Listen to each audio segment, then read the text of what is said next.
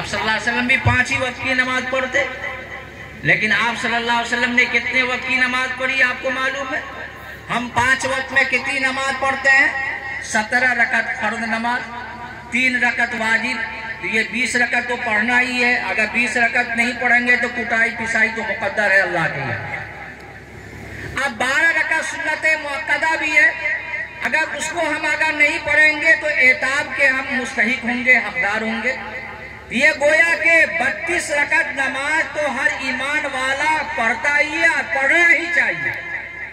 آپ صلی اللہ علیہ وسلم نے پوری امت کو پیغام دیا، سنت مؤکدہ کو شامل کر کے 32 رکعت ہوتی، لیکن آپ صلی اللہ علیہ وسلم نے کتنی نمازیں پڑھ کے دی؟ کبھی 50 رکعت پڑھ رہے ہیں، کبھی 60 رکعت پڑھ رہے ہیں۔ کیسے پڑھا؟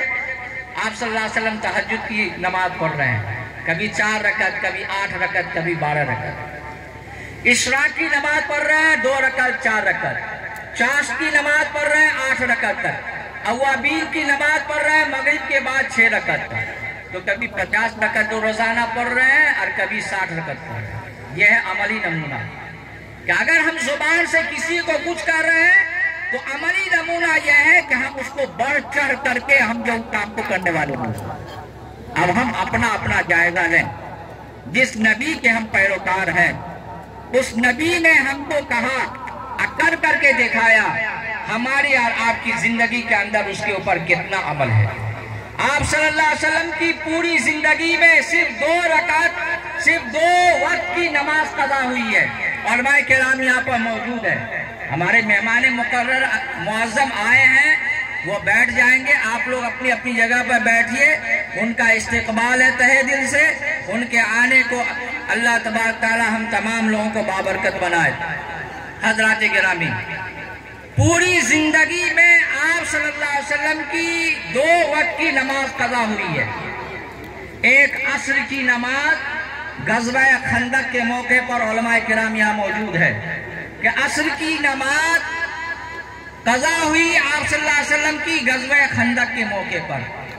دوسری نماز فجر کی قضا ہوئی تھی جب ایک غزوہ سے واپس آ رہے تھے، آخری رات میں آرام کرنے کے لیے سو گئے، اس وقت آنکھ کھلی جب آپ صلی اللہ علیہ وسلم کے چہرے انور پر سورج کی تپش آئی۔ دراصل یہ قضا کروانا تھا اللہ تعالیٰ کو تاکہ امت کو قضا کا طریقہ بتلایا جائے، لیکن ہم اپنی زندگی کا جائزہ لیں کہ کتنی نمازیں ہم سے قضا ہو رہی ہیں۔ کیا یہی عملی پہلو؟ کیا یہی عملی پہلو کا نام ہے؟ ہم لا الہ الا اللہ محمد رسول اللہ پڑھیں اور نبی پاک صلی اللہ علیہ وسلم کی زندگی اور عملی پہلو کو اپنی زندگی میں نہ اتاریں؟ اس سے بڑھ کر کے بد نصیبی یا کم نصیبی کی بات اور کیا ہو سکتی ہے؟ اس لیے بھائیوں، بزرگوں اور دوستوں، چلانے والے چلاتے رہیں گے، سستی شہرت حاصل کرنے کے لیے، غلط طریقہ اپنانے والے کے لیے، روک تھام کے لیے جمہوری طریقے پر کوشش ہو رہی ہے، لیکن ایک مثبت پہلو ہم کو یہ اپنانا ہے کہ رسول اللہ صلی اللہ علیہ وسلم کی سیرت کو اپنی زندگی میں لانا ہے، اتارنا ہے، اور ہر کام کے بارے میں یہ معلوم کرنا ہے کہ رسول اللہ صلی اللہ علیہ وسلم کی کیا سنت ہے، کیا طریقہ ہے۔ اس لیے یہ پوزیٹیو، یہ مثبت پہلو ہے۔